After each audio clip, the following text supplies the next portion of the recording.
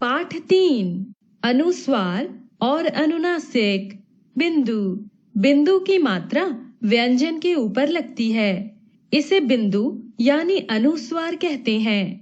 नीचे कुछ चित्र बने हैं, इनमें बिंदु लगाया जाता है, जैसे कंघा, अंगूर, बंदर।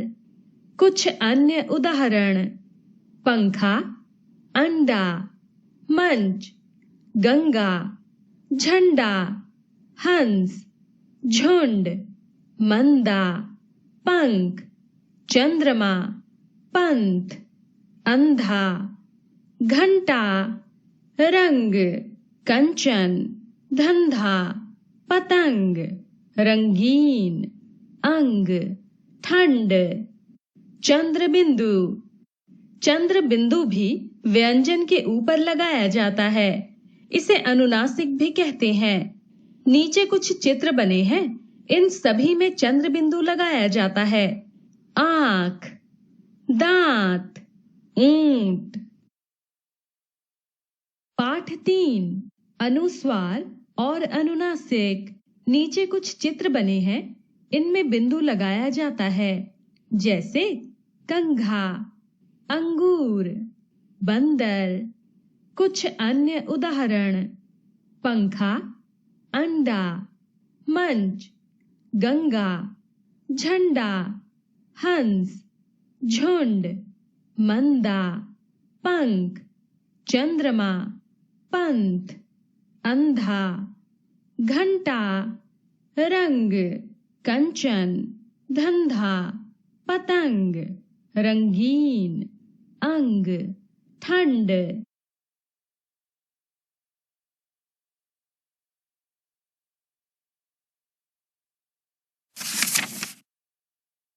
अनुनासिक के कुछ उदाहरण: 5 आंत, यहाँ लहंगा, चांद, टांग, वहाँ हंसिया, कांच, बांध, कहाँ अंगूठा, माँ, गांव, बांटना, अंगूठी।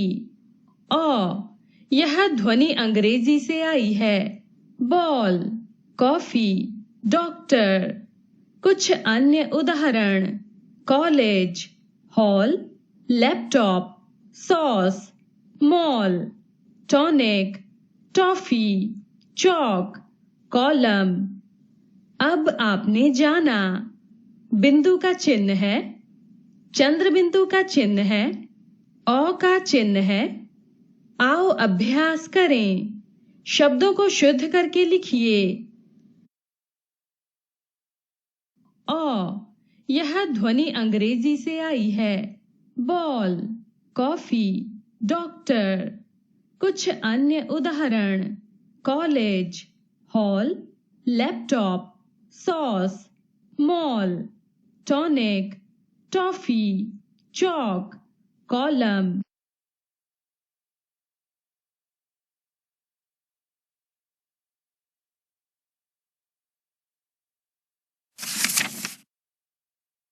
नीचे कुछ शब्द दिए हैं, उन्हें सही जगह पर लिखिए।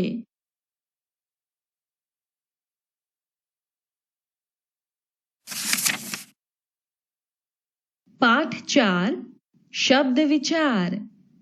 वर्णों के मेल से शब्द बनते हैं। म जमा ह जमा ल, महल। सु जमा र जमा ज, सूरज। ब जमा त जमा ख, बतख। इन चित्रों के कुछ नाम हैं। लिखे गए नाम शब्द हैं। इन शब्दों का एक निश्चित अर्थ है। अगर हम इन वर्णों को पलट दें तो शब्द बनेगा लहम, जरसू, खतब, जिनका कोई अर्थ नहीं है। महल शब्द अर्थ के साथ है, अर्थात सार्थक है, और लहम शब्द अर्थ के बिना है, अर्थात निरर्थक है। 2 या 2 से अधिक वर्णों के सार्थक मेल को शब्द कहते हैं। शब्द के 2 रूप होते हैं: सार्थक शब्द, निरर्थक शब्द। सार्थक शब्द वर्णों के मेल से बने ऐसे शब्द जिनका कोई न कोई अर्थ होता है सार्थक शब्द कहलाते हैं। जैसे गमला, बर्तन, कलश। निरर्थक शब्द। वर्णों के मेल से बने ऐसे शब्द जिनका कोई अर्थ नहीं होता है निरर्थक शब्द कहलाते हैं। जैसे लागम, नतरब, शलक। अब आपने जाना, दो या दो से अधिक वर्णों के मेल से शब्द बनते हैं। अर्थ के आधार पर शब्द दो प्रकार के होते हैं, सार्थक और निरर्थक शब्द।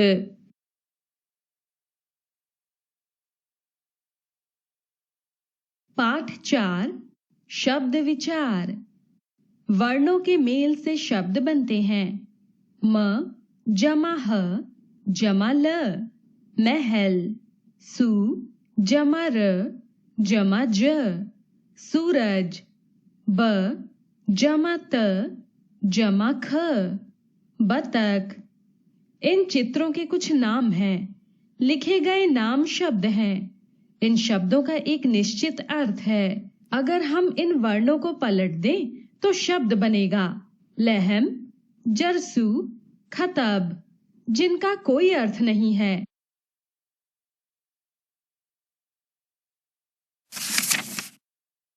आओ अभ्यास करें। निम्नलिखित वाक्यों के सामने सही या गलत का चिन्ह लगाइए।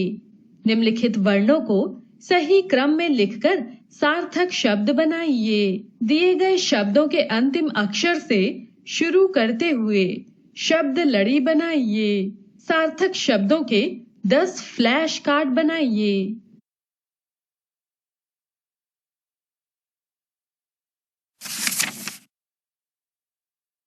पाठ 5 वाक्य विचार। व्याकरण के नियम अनुसार शब्दों को क्रम से लगाई गई संरचना वाक्य कहलाती है।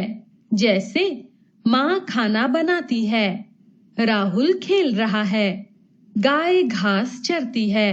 शब्दों के सार्थक समूह को ही वाक्य कहते हैं। वाक्य के कुछ अन्य उदाहरण। लड़के भाग रहे हैं, राजू पतंग उड़ा रहा है, तनु पाठ याद कर रही है, रमेश धीरे धीरे चलता है, मैं बाजार जाऊंगा। वाक्य के 2 भाग होते हैं। वाक्य में जिसके विषय में बताया जाए उद्देश्य, उद्देश्य के विषय में जो बात कही जाए विधेय।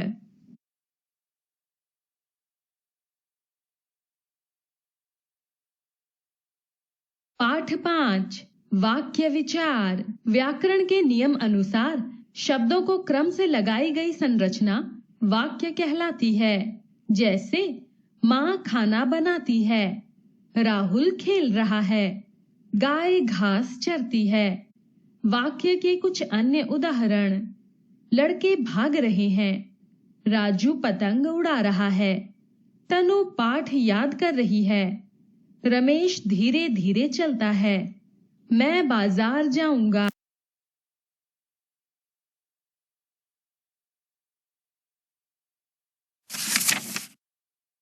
उदाहरण। गाय घास चरती है। इसमें गाय के विषय में बताया जा रहा है। गाय उद्देश्य और घास चरती है विधेय हुआ। मैं जाता हूं, मैं उद्देश्य, इसे कर्ता भी कहते हैं। जाता हूं विधेय, इसके अंतर्गत क्रिया तथा कर्म आते हैं। अनार मीठा है, अनार उद्देश्य, मीठा है विधेय। वह स्त्री खाना पका रही है, वह स्त्री उद्देश्य, खाना पका रही है विधेय। लड़के तितलियों को देख रहे हैं, लड़के उद्देश्य, विधेय, तितलियों को देख रहे हैं। अब आपने जाना, अर्थ प्रकट करने वाले सार्थक शब्दों के व्यवस्थित समूह को वाक्य कहते हैं। वाक्य के 2 अंग होते हैं, उद्देश्य और विधेय। जिसके विषय में कुछ कहा जाए उसे उद्देश्य कहते हैं। उद्देश्य के विषय में जो कुछ कहा जाए उसे विधेय कहते हैं। आओ अभ्यास करें। दिए गए शब्दों से निम्नलिखित वाक्यों में रिक्त स्थान की पूर्ति कीजिए। उदाहरण, गाय घास चरती है। इसमें गाय के विषय में बताया जा रहा है। गाय उद्देश्य और घास चरती है विधेय हुआ। मैं जाता हूँ। मैं उद्देश्य, इसे कर्ता भी कहते हैं। जाता हूँ विधेय, इसके अंतर्गत क्रिया तथा कर्म आते हैं। अनार मीठा है। अनार उद्देश्य, मीठा है विधेय।